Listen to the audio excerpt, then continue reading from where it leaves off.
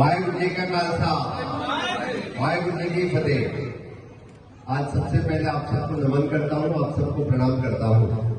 और आज वीर बाल दिन मनाने के लिए और जो कुर्बानी साहबजादे जोरावर सिंह जी, साहबजादे फतेह सिंह जी इन्होंने जो दी है, इनको इनकी कुर्बानी याद करने के लिए आज हम गुरुद्वारा में आए हैं। मेरे साथ में हमारे केंद्रीय मंत्री श्रीपाद नाइक जी हैं, हमारे राज्यसभा के सांसद हमारे सदानंद तानोड़े जी हैं, हमारे टूरिज्म मिनिस्टर मकरोहन कोटे, एमएलए केदार, बाकी यहाँ के स्थानिक सरपंच, झड़पी और बाकी सभी हमारे सिख भाई और बहन यहाँ पे हैं जो हमेशा के लिए इस गुरुद्वारा में आते हैं। हमारे हरविंदर जी हमें हमेशा के लिए इस गुरुद्वारा में हर एक कार्यक्रम में बुलाते हैं। वो हमेशा के लिए हमें जो सिख भाई लोग और गोवा के एक बीच में जो एक नाता बनना चाहिए, इसलिए आप सभी लोग हमेशा के लिए प्रयत्न करते हैं। बहुत सालों से आप लोग यहाँ पे हैं।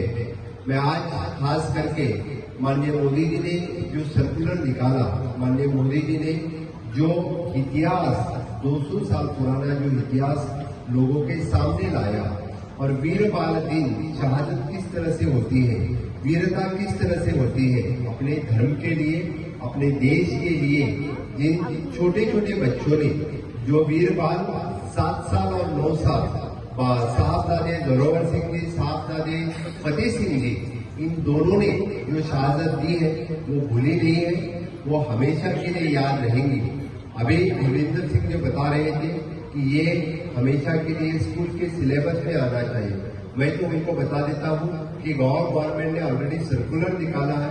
इससे आगे हमेशा के लिए क्रिसमस के बाद जो पहला दिन आएगा, वो पहला दिन वीर बाल दिन गोवा के हर एक स्कूल में मनाया जाएगा।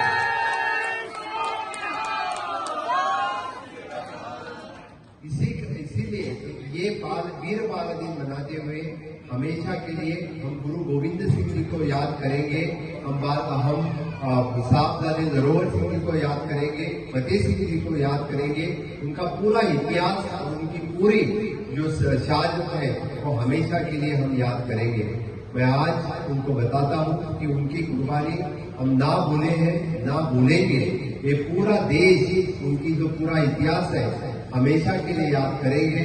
आपको तो मैं सिर्फ उनका जो इतिहास है और उनकी शहादत है, उनकी जो विरासत है वो पूरे देश से लेके गोवा तक है। इसीलिए तो कर्नल बेनीपाल सिंह जी जो 15 अगस्त 1955 में जो उनके यहाँ पे विरासत हो गई, वो वीर गति प्राप्त हो गई, उनको भी याद करते हुए वो वीर माता को मिलने के लिए मैं खुद हरियाणा जाके आया हूँ।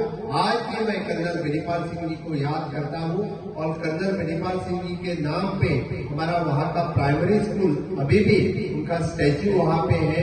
और जिस दिन 15 अगस्त को वहाँ पे जाता हूँ, मैं मुख्यमंत्री बनने के बाद कर्नल बेनीपाल सिंह को स्टैच्यू के लिए आदरांजलि देने के लिए वहाँ हमेशा के लिए जाता हूँ। और आज आपने जो गुरु गोविंद सिंह जी के नाम का मार्ग बताने के लिए कहा, मैं निश्चित रूप से हमारे सरपंच और लोकल एमएलए से ये जो रोड है, ये तो गुरु गोविंद, हाँ नीचे वाला जो एमडीआर रोड है जो केदार सालेगांव की तरफ जाता है, निश्चित रूप से हम जो सरपंच ने जो रेजुलेशन देना चाहिए वो रेजुलेशन देने के बाद नोटिफाई कर देंगे। बिल्कुल आपका और गोवा का हमेशा के लिए नाता रहा है, आगे भी रहेगा।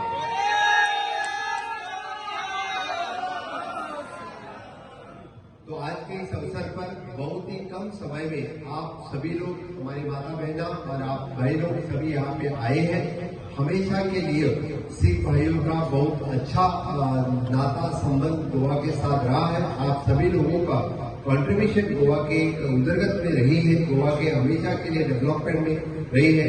वही के साथ आज फिर एक बार हम गुरु गोविंद सिंह जी को याद करते हैं। इसी गुरुद्वारा में यानी पूरे सिख गुरुओं को हम याद करते हैं। जो पहले गुरु नानक से लेकर गुरु गोविंद सिंह जी को हमेशा के लिए हम याद रखेंगे।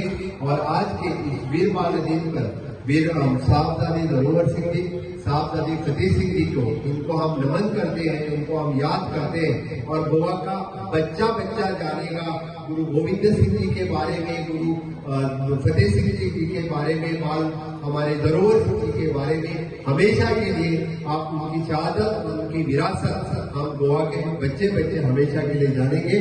फिर एक बार मैं आपको बहुत बहुत धन्यवाद देता हूं कि भारतीय जनता पार्टी की तरफ से आप लोगों ने हमारा यहाँ पे स्वागत किया। आप लोगों ने जिस तरह से इस कार्यक्रम में भाग लिया, इससे सरकार की तरफ से और हमारी भारतीय जनता पार्टी की तरफ से भी आपका हमेशा के लिए मैं आभार व्यक्त करता हूं। जय हिंद, भारत माता की जय।